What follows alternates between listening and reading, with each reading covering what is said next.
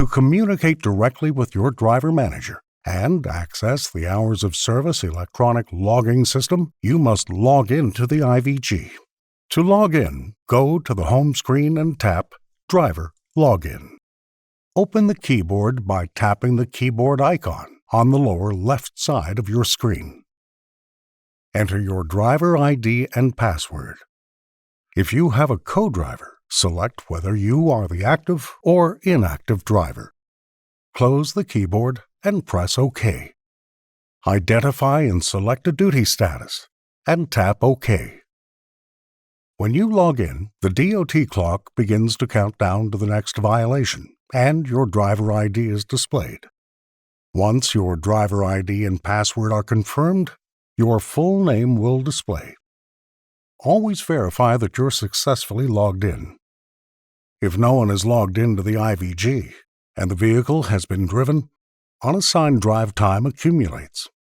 When you log into the IVG, you'll be prompted to accept unassigned drive time. To accept or reject the drive time, tap Next. If you want to reject the drive time, tap the Reject button. If you do reject unassigned drive time, you must enter a reason. Press the Save button. To add a second driver, tap the Driver Login button on the home screen. Tap Add. When the second driver taps in a data entry field, the keyboard will open. The driver enters his or her driver ID and password. When two drivers are in the cab, one driver is active and the other is inactive.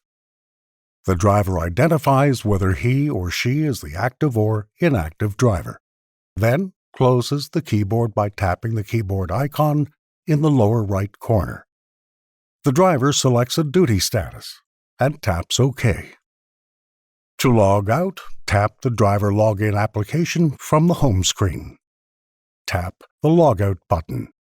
Select a duty status and tap Log Out.